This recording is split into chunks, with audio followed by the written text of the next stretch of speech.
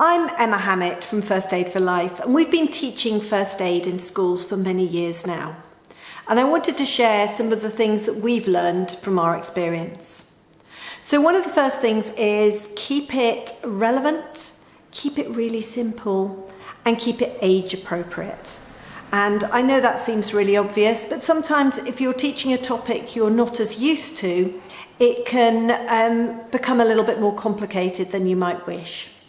So pare things back to the absolute essentials that they need to know, and make sure that you're telling them why they're doing things as well as how to do things, so that they understand exactly the importance of opening the airway, what is actually happening. They enjoy learning a little bit of the physiology as to what's happening, to the tongue and why you're doing it in a certain way.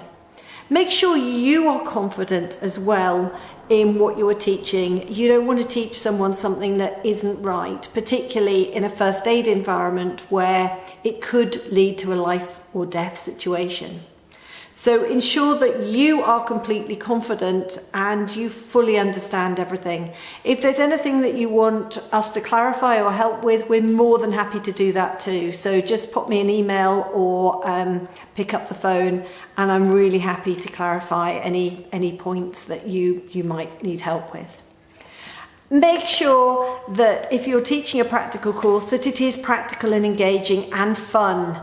Let them, play and feel and experience how hard they have to push to do CPR. Let them understand what it feels like to be rolled into the recovery position. Even if they're rolling themselves into it, let them understand how the positioning of their head and their neck will actually help them to feel the saliva moving forward in their mouth rather than if they're left lying on their back, and what that feels like. When you're teaching them about opening the airway, get them to put their heads right back and try and swallow so that they can feel what it's like when the airway is properly open and they are, the tongue is forward.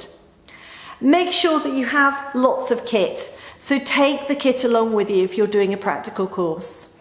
If you don't want a practical course, and that's fine, then have an engaging online element, and we've got some free courses that you can access for those, and we've also got some more in-depth paid courses that you can use. And support that with worksheets and handouts and things that makes it far more interactive, so that you are appealing to all their different learning styles. And again, we can help with this. We've got a wealth of different resources that you can draw upon. Enjoy teaching it. It is such a vital life skill. And what you are teaching could save somebody else's life, could save their life. And it really does make a difference to the community as a whole. So make sure it is fun and that they are enjoying learning such an important topic. And give plenty of time for questions. Questions are where the learning really happens, where you understand what might have happened at home. So just be alert for things like that. They may have been exposed to something that has distressed them. They may really desperately need to know something because they don't understand about a relative's illness, or maybe they're a young carer at home, or maybe they've just watched something on telly that they don't understand. So be ready for those questions and be there to support them. And please don't treat this as a tick box exercise, because it's far more valuable than that. So please don't try and cram everyone into a big school assembly and teach from the front. This is a topic that should be embraced and engaged with, and take this really invaluable opportunity to teach them a life skill that they will take forever.